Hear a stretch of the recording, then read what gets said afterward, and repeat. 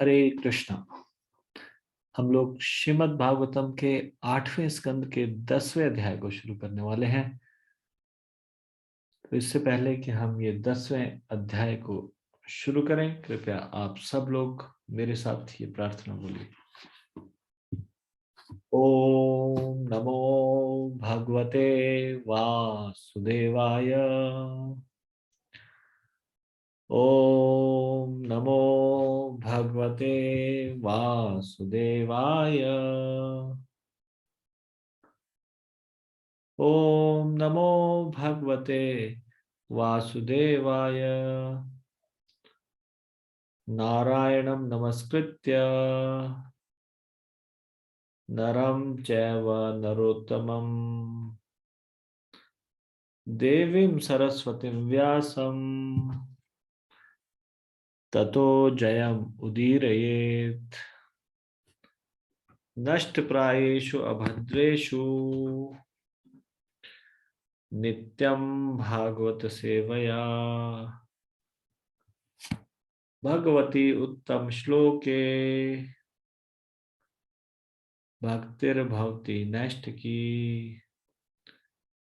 कृष्णाय वासुदेवाय देवकी नंदनाय च नंद गोप कुमाराय गोविंदाय नमो नमः। मूकं करोति वाचालं पंगुं लंघयते गिरिं यत्कृपातमहं वन्दे परमानन्दमाधवम्। श्री चैतन्य ईश्वरम श्री गुरु दीनतारिणम। धन्यवाद।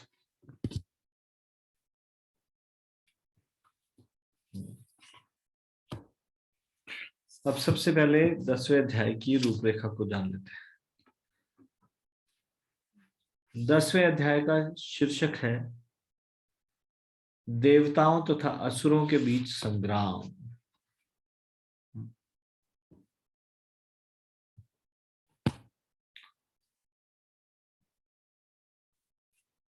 इसमें कुल 57 श्लोक है। पहले 40 श्लोकों में भयंकर युद्ध के बारे में बताया गया है।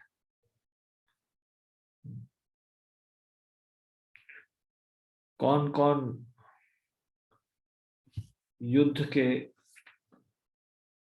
युद्ध में कौन कौन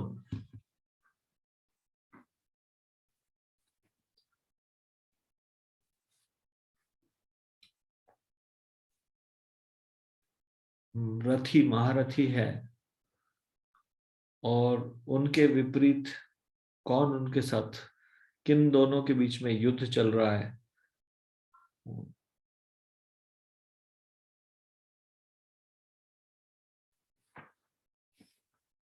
पूरा युद्ध का वर्णन है। विविध हथियारों का प्रयोग। तो ये भयंकर युद्ध का वर्णन है 1 से 40 श्लोकों तक। 41वें श्लोक से 52वें श्लोक तक बलि महाराज आक्रमण करते हैं देवताओं के ऊपर, ये बताया गया है। और 53वें श्लोक से 57वें श्लोक में भगवान हरि प्रकट हो जाते हैं और दैत्यों का संहार करते हैं। इसका सारांश प्रभुपाद जी इस प्रकार से देते हैं। 10वें अध्याय का सारांश इस प्रकार है। असुरों तथा देवताओं में ईर्ष्या होने के कारण युद्ध चलता रहा। जब देवता असुरों की चाल से प्राय हार गए और अत्यंत उद्विग्न हो गए, तब भगवान विष्णु उन सबके बीच प्रकट हुए। देवता तथा असुर दोनों ही माया संबंधी कार्यकलापों में निपुण होते हैं, लेकिन देवता भगवत भक्त हैं, जबकि असुर उनके सर्वथा विपरीत है। देवताओं तथा असुरों ने अमृत प्राप्ति के लिए क्षीर सागर का मंथन किया, किंतु असुर भगवत भक्त न होने के कारण इससे कोई लाभ प्राप्त न कर सके। देवताओं को अमृत पिलाकर भगवान विष्णु गरुड़ पर आसीन होकर अपने धाम वापस चले गए, किंतु अत्यंत दुखी होने के कारण असुरों ने पुनः देवताओं के विरुद्ध युद्ध की घोषणा कर दी।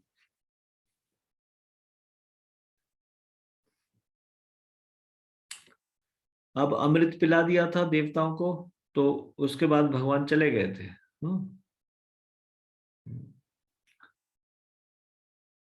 लेकिन असुर लोग दुखी थे कि उन्होंने उनको अमृत नहीं मिल पाया। उन्होंने युद्ध की घोषणा की। विरोचन के पुत्र बलि महाराज असुरों के सेनापति बने। युद्ध के प्रारंभ में देवताओं ने असुरों को हराने की तैयारी की। स्वर्ग के राजा इंद्र ने बलि से, वायु, अग्नि, वरुण इत्यादि देवताओं ने अन्य असुर नायकों से युद्ध किया। इस युद्ध में असुर पराजित हुए। मृत्यु से बचने के लिए उन्होंने तरह तरह की भौतिक युक्तियों से देवताओं के पक्ष के सैनिकों को मारकर मायाजाल फैलाना शुरू कर दिया।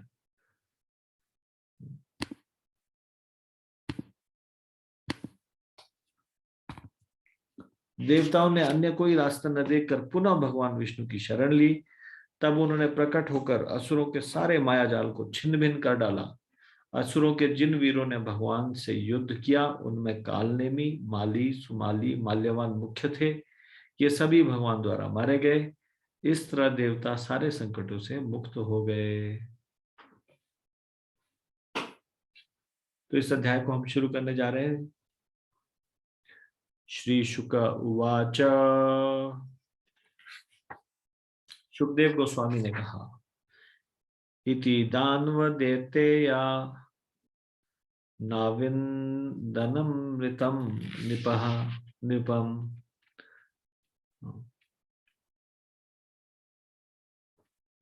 नाविन्दन अमृतं निपः युक्ता कर्मणि यत्ताश्च वासुदेव परांगमुखा। सुखदेव गोस्वामी ने कहा, हे राजन, यद्यपि असुर तथा दैत्य पूरे मनोयोग तथा श्रम के साथ समुद्र मंथन में लगे थे, किंतु भगवान वासुदेव के भक्त न होने के कारण वे अमृत नहीं पी सके।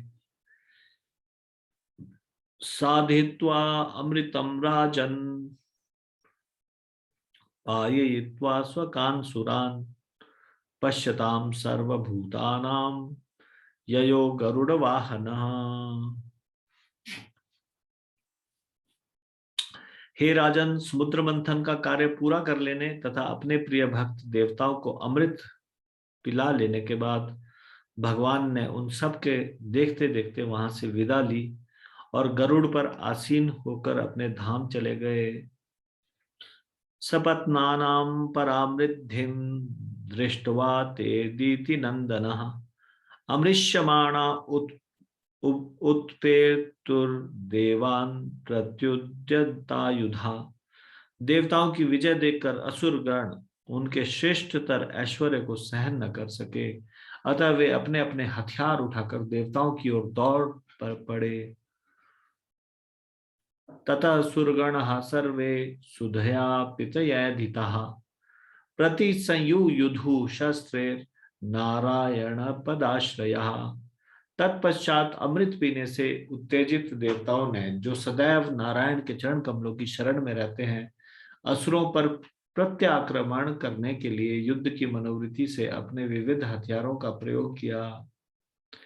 तत्र दैवासुरो नाम रणः परम दारुणः रोधस्युदन्वतो राजन् तुमुलो रोमहर्षणः। हे राजन, देवताओं तथा असुरों के मध्य क्षीर सागर के तट पर घमासान युद्ध शुरू हो गया। यह युद्ध इतना भयावह था कि इसके विषय में सुनने से ही शरीर के रोंगटे खड़े हो जाते थे।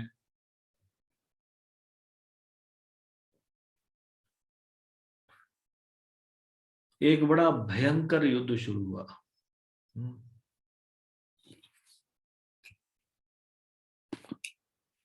सुखदेव गोस्वामी तक यहाँ कह रहे हैं कि इसके बारे में सुनने से रोंगटे खड़े हो जाते, इतना भयंकर युद्ध हुआ। तत्र अन्योन्यं स्पत्नः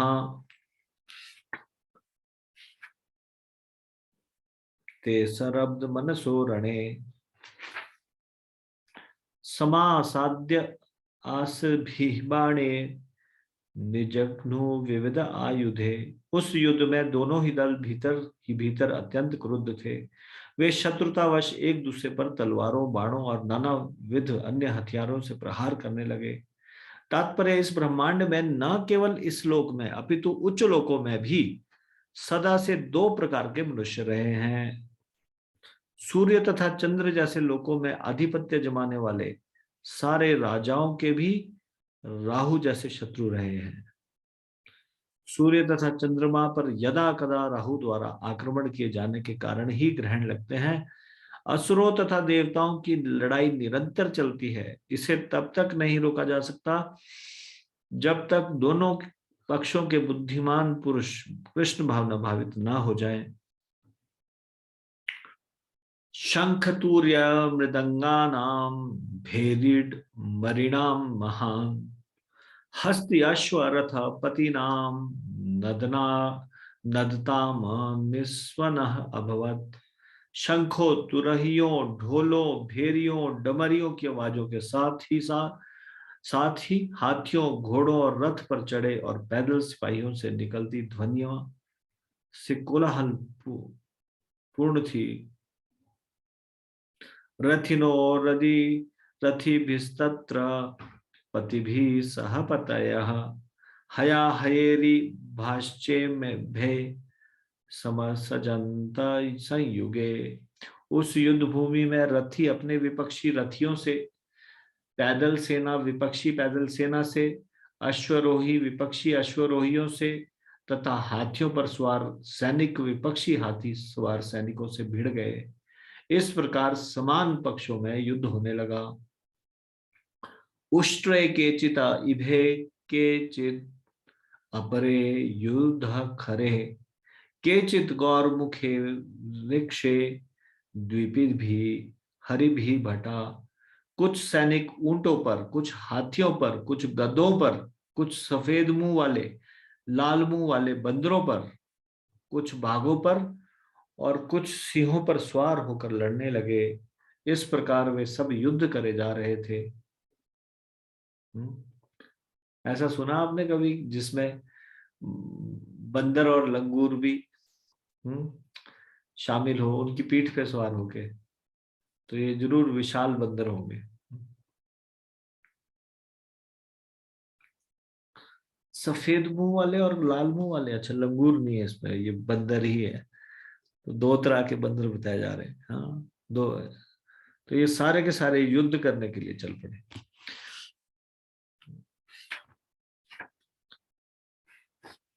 गृध्रे कंकिर बक्र बकेरन्ये शेन भासेस्ति मिंगिले शरभैर महिषे खड़गैर गोवृषेर गवयारुणे शिवाभिराखुभि केचित कृकला से शशिर नरे बस्तेर के कृष्ण सारेर हम सैरन्ये च सुकरे अन्य जलस्थ लख गए सत्वेर विकृत विग्रहे सेनयोरुभयो राजन विविशुस्ते रतो कृतः।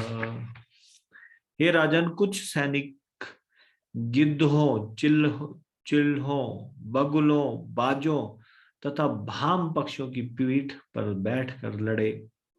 कुछ ने विशाल मत्स्यों, तिमी को भी निगलने वाली तिमिंगिलों की पीठ पर, कुछ ने सर्भों की पीठ पर, तो कुछ ने भैंसों, गैंडों, गायों, बैलों, वन गायों तथा अरुणों की पीठ पर सवार होकर युद्ध किया। ये देवता लोग ऐसा नहीं कर सकते कि गाय की पीठ पर होकर युद्ध करें। क्या ये लोग युद्ध में शामिल हो सकते हैं? गाय तो एक थोड़ा सा सरल स्वभाव का डरपोक जानवर है एकदम से, वो थोड़ी नहीं इतने बहादुर होते। फिर कैसे ये बताया गया? और ये सारे के सारे इनको अपने सवार होने देंगे? ये युद्ध में कैसे काम आने लगे? दरअसल असुरों के ये मंत्र शक्ति के द्वारा जानवर को वश में कर लेते, वो उनके अनुसार कार्य करता है फिर। हाँ,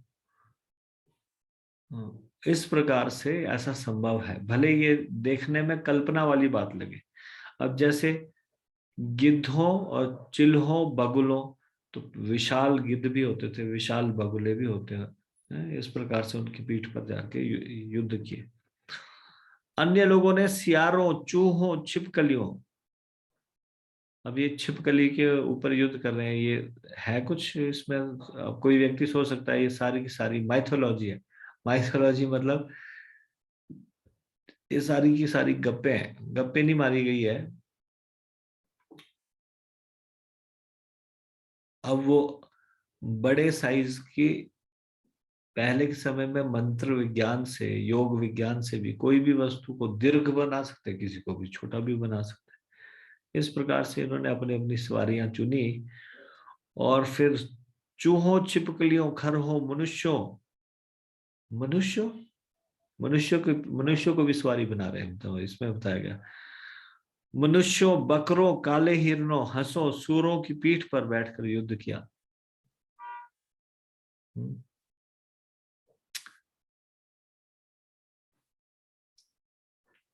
इंद्रजाल, इस प्रकार से ये माया, हाँ, ब्लैक मैजिक जानते हैं, हाँ?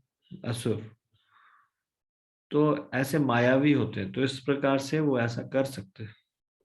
इस प्रकार विकृत शरीर वाले पशुओं सहित जल, स्थल और आकाशचारी पशुओं की पीठ पर बैठी दोनों सेनाएं आमने सामने होकर आगे बढ़ रही थी। चित्रध्वज पटे राजन नाथपत्रे सीतामले महाधनेर वज्रदंडेर व्यजनैर्बाह चामरे वातो द्युतो तरोष्णी शैर चिरभीर वर्मभूषणे स्फुरद्भिर्विशदेशस्त्रे सुतरां सूर्यरश्मिभिः देवदानव वीराणां ध्वजिन्यो पाण्डुनन्दन रेजतुर्विर्मालभिर्याद सामिव सागरो। हे राजन, हे महाराज, पांडु के वंशज, देवता तथा असुर दोनों ही के सैनिक छत्रों, रंग बिरंगी झाड़ियों, बहुमूल्य रत्नों, मोतियों से बनी हुई मूठ वाले छातों से अलंकृत थे। वे मोर पंख से बने अन्य पंखों से सुशोभित थे। ऊपरी और अधो वस्त्रों के वायु में लहराने के कारण सैनिक अत्यंत सुंदर लग रहे थे। चमचमाती धूप में उनकी ढालें और उनके गहने तथा तीक्ष्ण स्वच्छ हथियार आंखों को चौंधिया रहे थे। इस तरह सैनिकों की टोलियां जलचरों के समूह से भरे हुए दो सागरों के समान प्रतीत हो रहे थे। क्षीर सागर के तट पे दो और सागर दिखाई दे रहे थे, एक देवताओं के सैनिकों का सागर और एक असुरों के सैनिकों का सागर। ऐसा बहुत विशाल मात्रा में ये लोग थे। वैरोचनो बलिः संख्ये सोरुणा असुराणाम चमूपतिः यानम विहाय सम नाम कामगमय निर्मितम सर्वसांगग्रामी को पेतम सर्वाशर्म यमयम प्रभो अप्रतर्क्यमनिर्देश्यम दृश्यमानं दर्शनम आस्थितस्तद्विमानाच्छयं सर्वानीकादिपैर्वृतः बालव्य जन छत्राक्षय रेजे चंद्र इवोदये। उस युद्ध के लिए सुविख्यात सेनापति विरोचन पुत्र महाराज बलि वेहायस नामक अद्भुत वायुयान पर आसीन थे। हे राजन, सुंदर ढंग से सजाया गया यह वायुयान मय दानव द्वारा निर्मित किया गया था और युद्ध के लिए सभी प्रकार के हथियारों से युक्त था। यह अचिंत्य तथा अवर्णनीय था। यह कभी दिखता तो कभी नहीं दिखता था। इस वायुयान में एक सुंदर छाते के नीचे बैठे तथा सर्वोत्तम चमरों से पंखा झले जाते हुए एवं अपने सेना नायकों से घिरे महाराज बलि इस प्रकार लग रहे थे मानो शाम को चंद्रमा उदय हो रहा हो और सभी दिशाओं को प्रकाशित कर रहा हो। कैसा अद्भुत यान था, वायुयान था महाराज बलि का, ये बताया जा रहा है यहाँ पे। अत्यंत सुंदर ढंग से सजाया गया मय दानव ने बनाया था। ये मय दानव कौन है? ये मायावी है। ये अद्भुत चीजें, जैसे देवताओं के शिल्पी है विश्वकर्मा, वैसे ही असुरों के शिल्पी है मय दानव। तो ये जो मय दानव है, उन्होंने इतना सुंदर ढंग से सजाया था, ये उन्होंने निर्मित किया गया था। युद्ध के सभी प्रकार के हथियारों से युक्त था ये, युद्ध के लिए ही। जैसे प्लेन होते हैं ना, एरोप्लेन, एक होता है मालवाहक, एक होता है लोगों को ले जाने वाला, एक फाइटर प्लेन होता है। फाइटर प्लेन सिर्फ लड़ने के लिए होते हैं, वैसे ये भी फाइटर प्लेन है। यानी कि फाइटर प्लेन आजकल ही नहीं होते, पहले भी होते थे, मैदानों ने बनाया है। हाँ? सारे के सारे अस्त्र शस्त्रों से युक्त है, अचिंत्य, जिसके बारे में ऐसा सोचा भी ना जा सके, इतना अद्भुत, अवर्णनीय, अवर्णनीय, ऐसे जिसका वर्णन न किया जा सके। और कैसा है, जैसे आजकल थोड़े नई टेक्नोलॉजी के ऐसे विमान है जो रडार की पकड़ में नहीं आते, तो वैसे ही ये भी, मतलब उस समय रडार सिस्टम तो नहीं था, किसी को दिखाई नहीं देता था, अदृश्य हो जाता था। जब चाहे तो अदृश्य हो जाए, जब चाहे तो दिखना शुरू हो जाए। हम्म। कभी दिखता था, कभी नहीं दिखता था, मतलब कहाँ से हथियार आएंगे पता ही नहीं चलेगा, अदृश्य विमान में से। इस वायुयान में एक सुंदर छाते के नीचे बैठे तथा सर्वोत्तम चमरों से पंखा झले जाते हुए अपने सेना नायकों से घिरे महाराज बलि इस प्रकार लग रहे थे मानो चंद्रमा उदय हो रहा हो। तो अकेले नहीं है वहां पे, सेना नायक कुछ कुछ ऐसे युद्ध के कुछ नायक हैं, कुछ मिलिट्री कमांडर्स हैं उनके साथ, और पूरा अस्त्रों शस्त्रों से भरा हुआ है ये विमान, फाइटर प्लेन। तस्यासन् सर्वतो याने युथानां पतयो सुरः नमुचि शंबरो बाणो विप्रचित्तिरयो मुखा द्विमूर्धा कालनाभोथ प्रहेतिर्हेतिरिल्वलः शकुनिर्भूत संतापो वज्रदंष्टो विरोचनः हयग्रीवः शंकुशिरः कपिलो मेघदुन्दुभि तारकश्च क्रदिक्षुम्भो निशुम्भो जम्भ उत्कलः अरिष्टो अरिष्ट नैमिश्च मयश्च त्रिपुराधिपः अन्ये पोलोमकालेया निवात कवचादयः अलब्ध भागः सोमस्य केवलं क्लेशभागिनः सर्व एते रणमुखे बहुशो निर्जितामरः सिंहनादान् विमुञ्चन्त शंखान् दद्मुर्महारवान् दृष्ट्वा सपत्नानुत्सिक्तान् बलभिकुपितो भृशम्। महाराज बलि को चारों ओर से असुरों के सेना नायक तथा अधिपति घिरे थे। वे अपने अपने रथों पर सवार थे। इनमें से निम्नलिखित असुर थे: नमुची, शंबर, बाण, विप्रचित्ति, अयोमुख, द्विमूर्धा, कालनाभ, प्रहेति, हेति, इलवल, शकुनी। ये रामायण वाला शकुनी नहीं है, शकुनी नाम का एक और सेना नायक है। भूत संताप, वज्रदंष्ट, विरोचन, हयग्रीव, शंकुशिरा, कपिल, मेघदुंदुभि, तारक, चक्र, दृक्, शुंभ, निशुंभ, जंभ, उत्कल, अरिष्ट, अरिष्ट नेमी, त्रिपुराधिमय, पुलोम के पुत्र काले तथा निवात कवच। ये सारे असुर अमृत के अपने अपने भाग से वंचित रह गए थे। उन्होंने केवल समुद्र मंथन का श्रम उठाया था। अब वे सुरों के विरुद्ध लड़ रहे थे और अपनी सेनाओं को प्रोत्साहित करने के लिए उन्होंने सिंह गर्जना के समान कोलाहल किया और जोर से अपने अपने शंख बजाए। बलभीत अर्थात इंद्रदेव अपने रक्त पिपासु प्रतिद्वंदियों की यह स्थिति देखकर अत्यंत कुपित हुए। ऐरावतम विकीर्णमारूढ़ शुशुभे स्वराट यथा स्रवत प्रस्रवण मुदयाद्रिमहर्पति।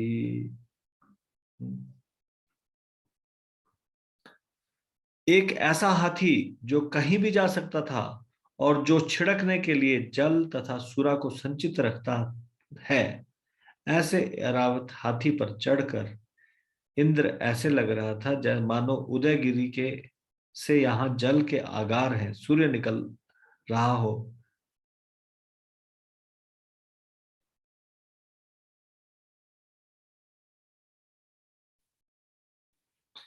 ये आप लोगों के नए उसमें क्या लिखा है? जल के आगार से सूर्य निकल रहा होना चाहिए, जल के आगार है सूर्य निकल रहा है, ये थोड़ा गलत सा लग रहा है। हरे कृष्णा हरे कृष्णा। धन्यवाद जी। साधना सिंह जी ये लिखा है जहां जल के आगार हैं सूर्य निकल रहा हो, ऐसे लिखा है। अच्छा, मानो ऐसा लग रहा उदयगिरी से जहां जल के आगार हैं, ठीक है, फिर ठीक है। जी। मानो हरे उदय कृष्णा। हाँ, मानो उदयगिरी से जहां जल के आगार हैं सूर्य निकल रहा हो। धन्यवाद। तात्पर्य, उदयगिरी पर्वत की चोटी पर अनेक झीलें हैं,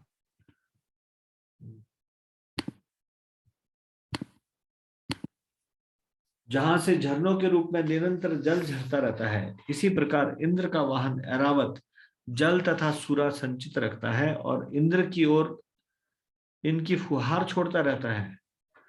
इस प्रकार ऐरावत की पीठ पर बैठा इंद्र उदयगिरी से ऊपर उठते तेजस्वी सूर्य की भांति प्रतीत हो रहा था।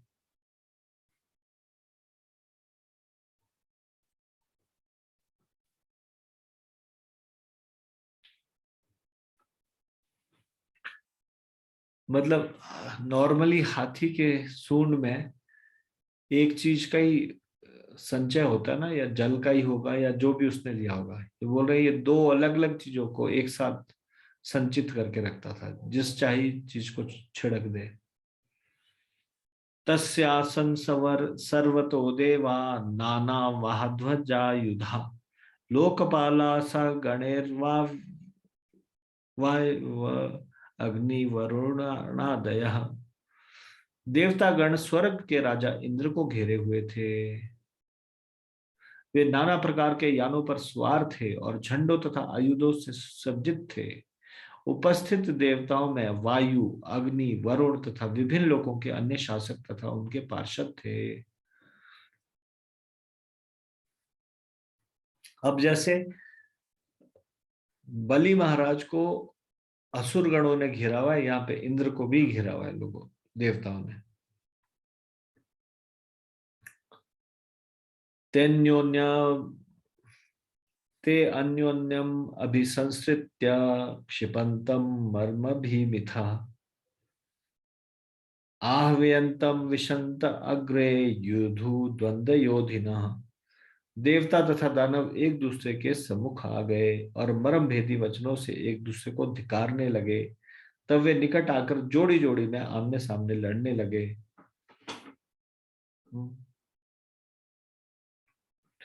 युयोध बलिर इंद्रेण तारकेण गुहोष्यत वरुणो हेति नायुध्य मित्रो राजन प्रेहिता प्रहेतिना।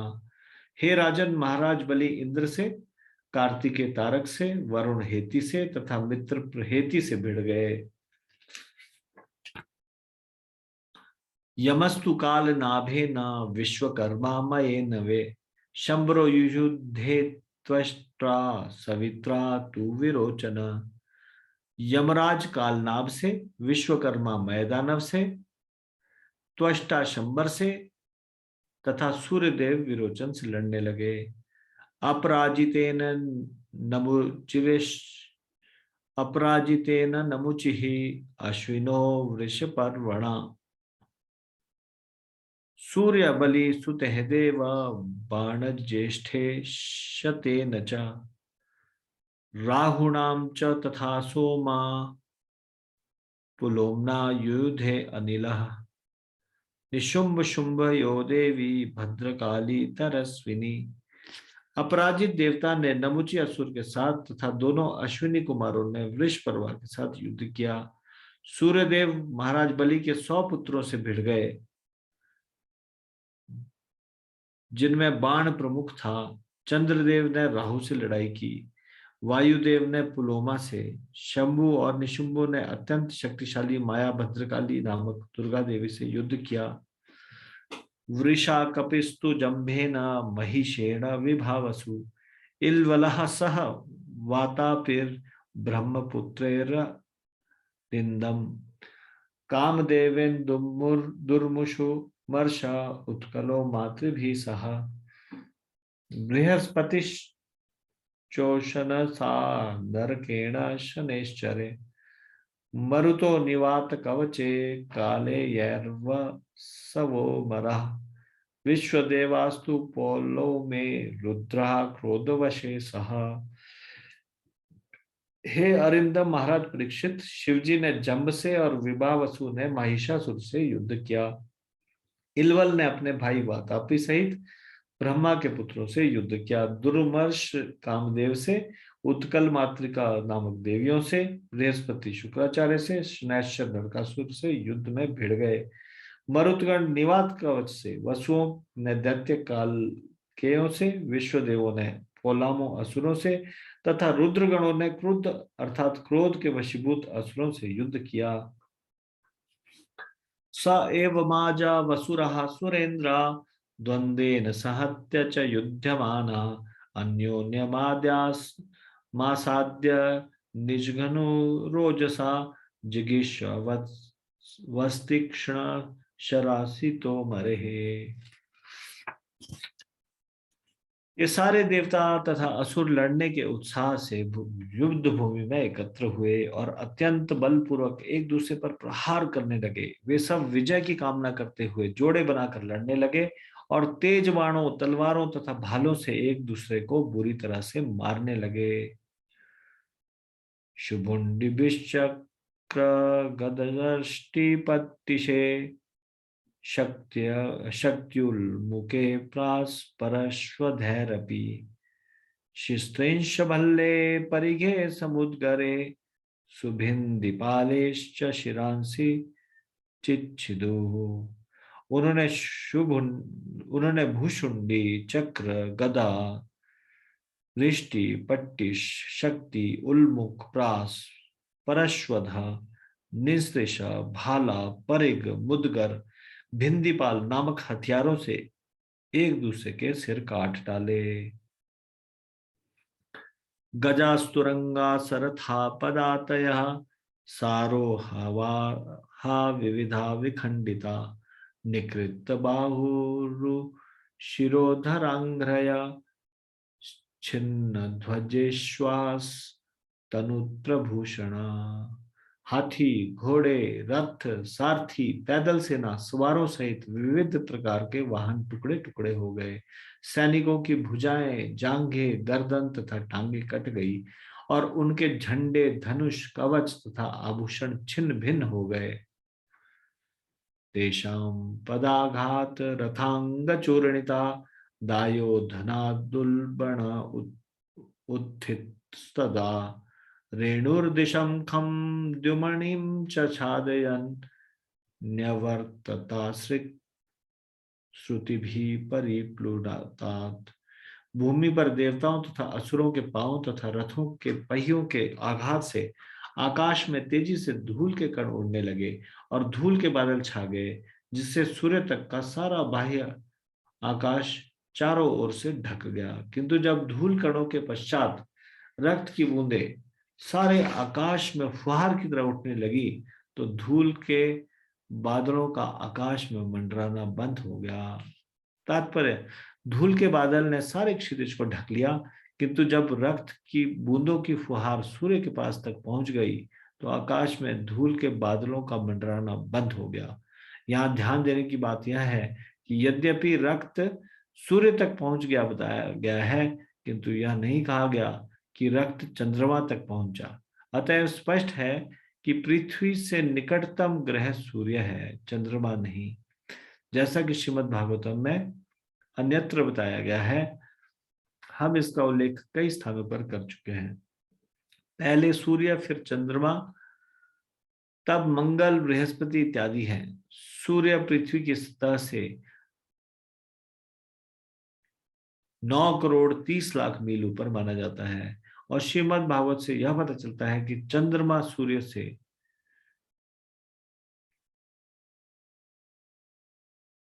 16 लाख मील ऊपर है, यानी कि सूर्य से भी 16 लाख मील ऊपर। अतः पृथ्वी तथा चंद्रमा की दूरी लगभग 9,50,00,000 मील है। इस तरह यदि कोई अंतरिक्ष यान 18,000 मील प्रति घंटे की गति से यात्रा करे तो वह 4 दिनों में चांद तक कैसे पहुंचेगा? इस गति से चांद तक पहुंचने में कम से कम 7 महीने लगेंगे। अतएव यह कहना कि अंतरिक्ष यान 4 दिनों में चांद तक पहुंच गया असंभव है। तो जो अभी वैज्ञानिक बोलते हैं कि चंद्र तक जा सकते हैं और चंद्र नजदीक है, शास्त्र ऐसा नहीं कहते। शास्त्र बोलते हैं चंद्रमा और भी दूर है, सूर्य फिर भी नजदीक है। शिरो भी उद्धत किरीट कुंडल है, सरब दृग्भि परिदृष्ट दच्छद है, महाभुजे स आभरणे सह आयुधे, साप्रास्त्रिता भू करभ उरुभी बभो।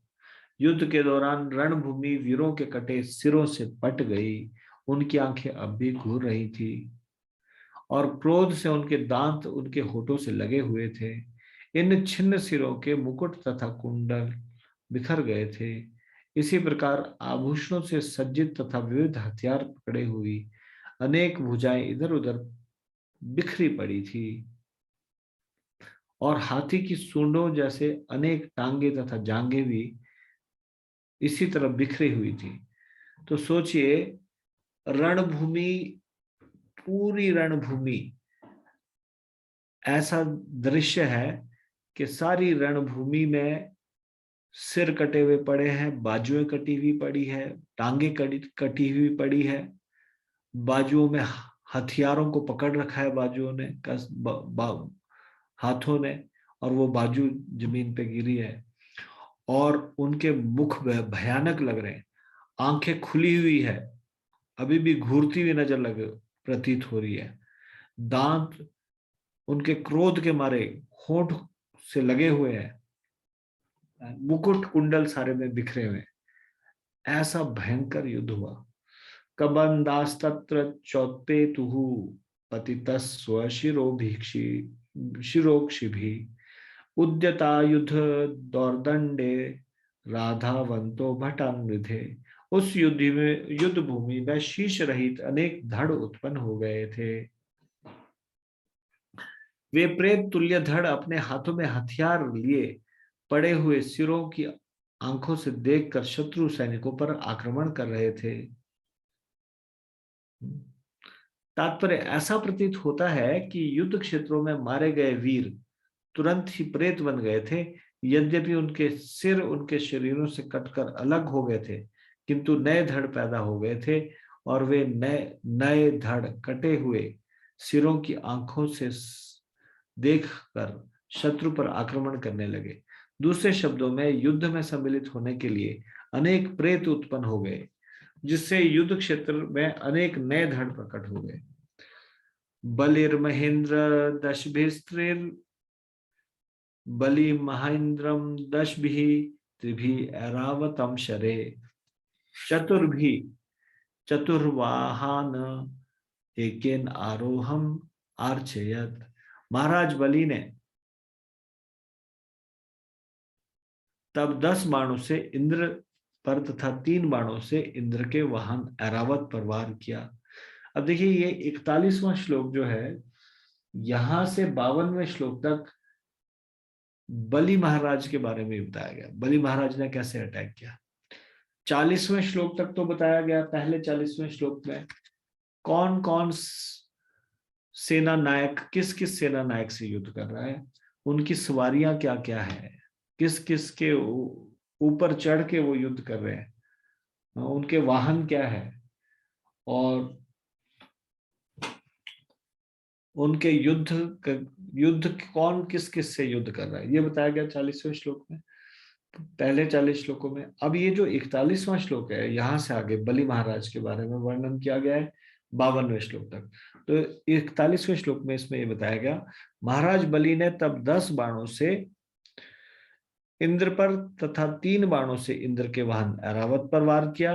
उन्होंने 4 बाणों से ऐरावत के पांव की रक्षा करने वाले 4 घुड़सवारों पर आक्रमण किया और 1 बाण से उसके चालक पर।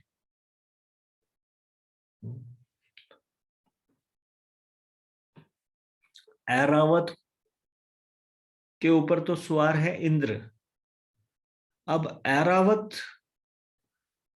ये इंद्र की सवारी है, जिसके ऊपर इंद्र सवार है, लेकिन घुड़सवार चारों पैरों की रक्षा कर रहे हैं, ऐरावत के पांव की रक्षा करने वाले। 4 पैर है ऐरावत के, 4 घुड़सवार है जो ऐरावत के पैरों की रक्षा कर रहे हैं। तभी तो वो आगे चल पाएगा अगर उसके पैर सुरक्षित रहेंगे। तो 4 सैनिक तो केवल ऐरावत के पैरों की रक्षा करने में लगे हुए हैं। तो महाराज बलि को पता है, तो उसने 10 महाराज बलि ने 10 बाण तो इंद्र पर चलाए। नहीं, 10 बाणों में से इंद्र, हाँ नहीं, 10 बाणों से इंद्र पर, 3 बाणों से इंद्र के वाहन ऐरावत पर वार किया और 4 बाणों से ये 4 घुड़सवारों पर आक्रमण किया और 1 बाण से उसके चालक पर।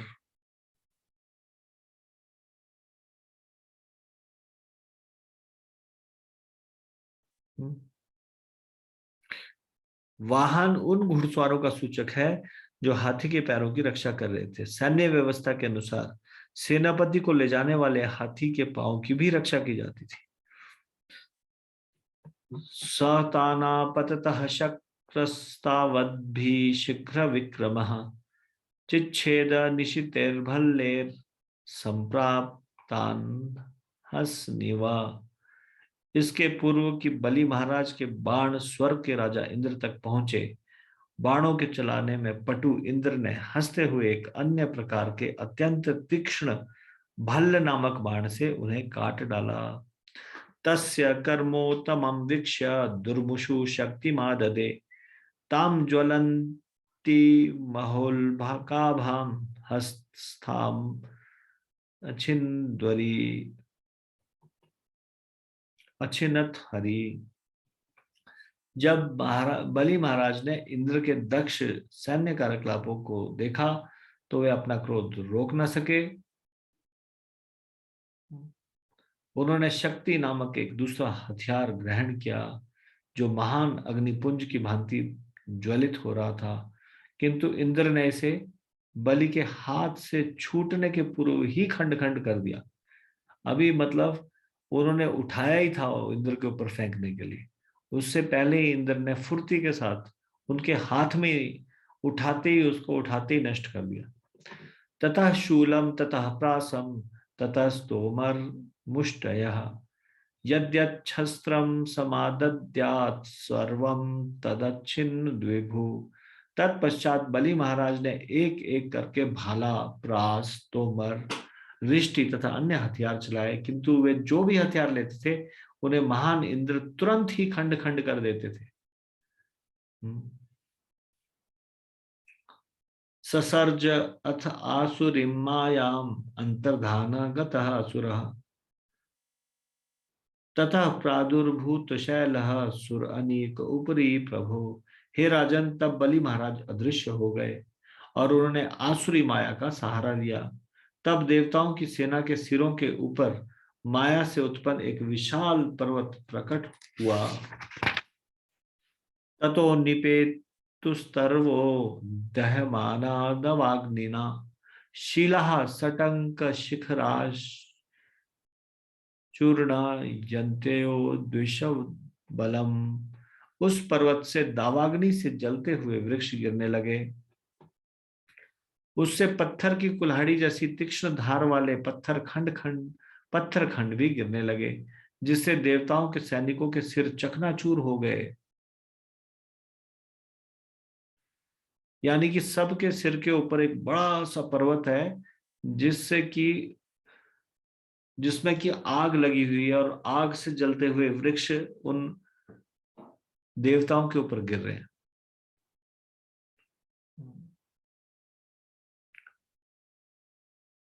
तीखी धार वाले पत्थर खंड भी गिर रहे हैं, जिससे कि देवताओं के सैनिकों के सिर चकनाचूर हो गए।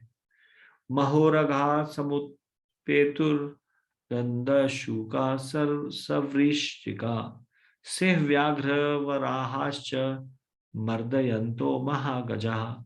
देवताओं के सैनिकों पर बिच्छू, बड़े बड़े सर्प, अन्य अनेक विषैले पशुओं के साथ साथ सिंह, बाघ, सुअर और बड़े बड़े हाथी गिरने लगे और हर वस्तु को चकनाचूर करने लगे।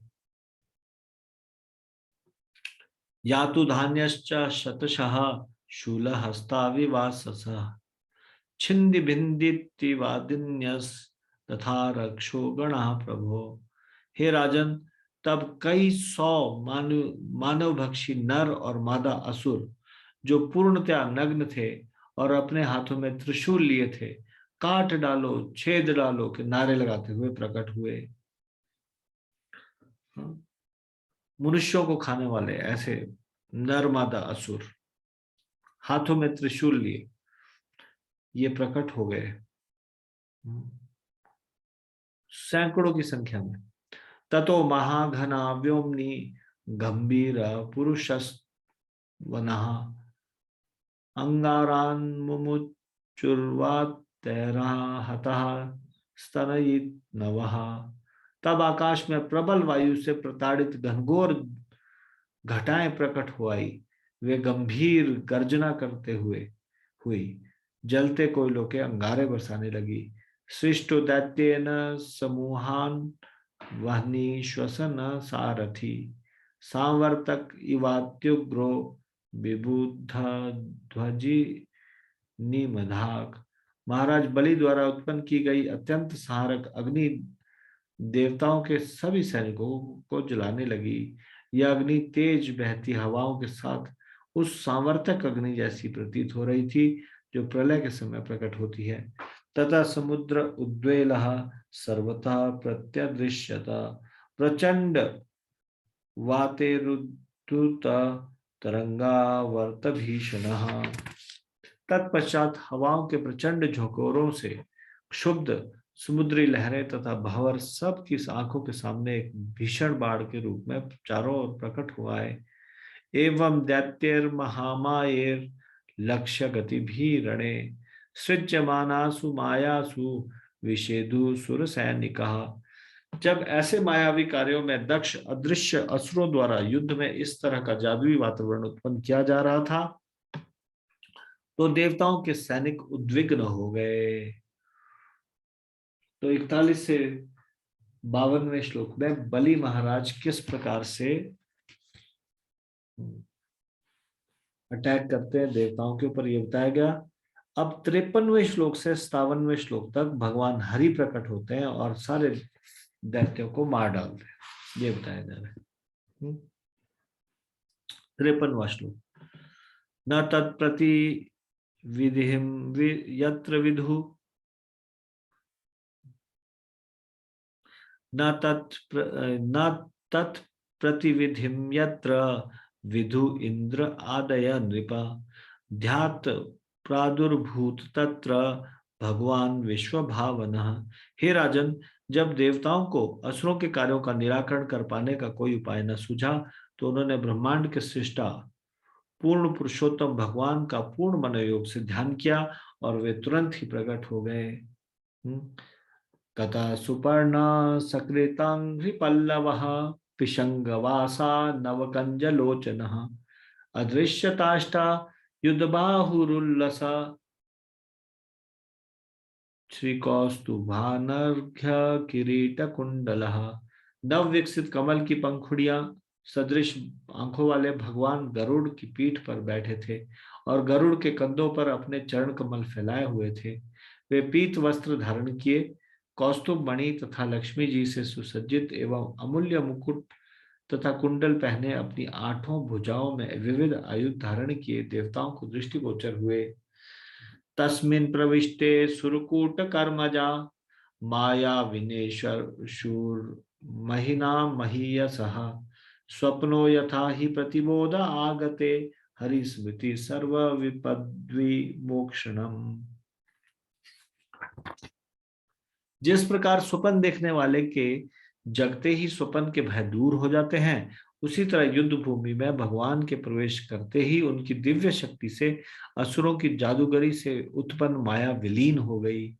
निसंदेह भगवान के स्मरण मात्र से मनुष्य सारे संकटों से मुक्त हो जाता है।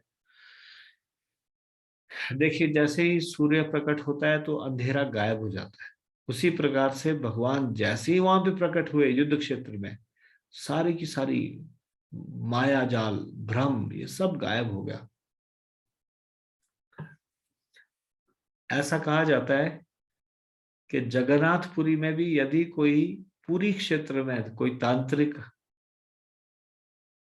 प्रवेश करता है तो उसकी तंत्र मंत्र की शक्ति गायब हो जाती है, क्योंकि भगवान का साम्राज्य है, भगवान के प्रदेश में भगवान जहां रहते हैं वहां कोई तंत्र मंत्र नहीं चल सकता। हाँ? यहाँ भी कुछ ऐसे बताया जा रहा है कि जो असुरों की जादूगरी थी, ये जो माया उन्होंने उत्पन्न की थी, ये सारी गायब हो गई जैसे ही भगवान आए। तो सोचिए, भगवान का स्मरण मात्र से कैसे मनुष्य सारे संकटों से मुक्त हो जाता है। 56वां श्लोक।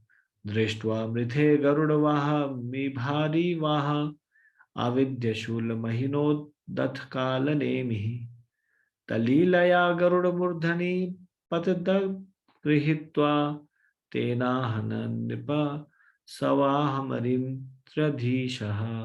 हे राजन, जब सिंह पर आरूढ़ कालनेमी दैत्य ने देखा कि गरुड़ पर आरूढ़ भगवान युद्ध क्षेत्र में है, तो उसने तुरंत अपना त्रिशूल निकाल लिया और उसे गरुड़ के सिर पर चलाया।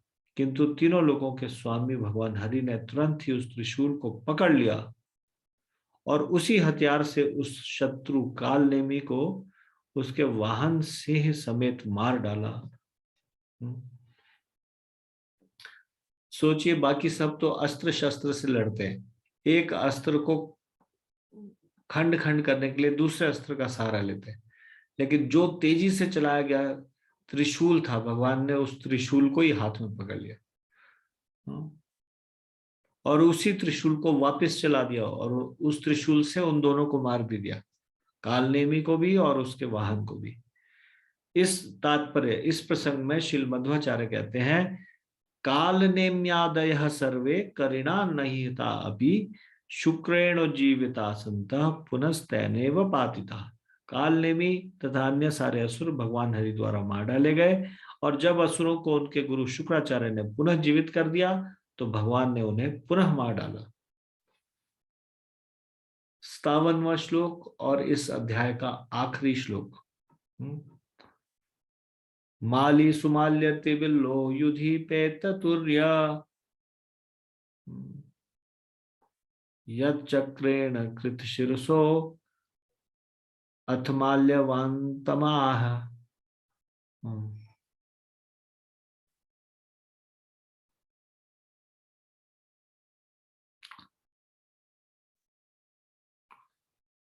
माली सुमाली अति बलो युधिपेत तुह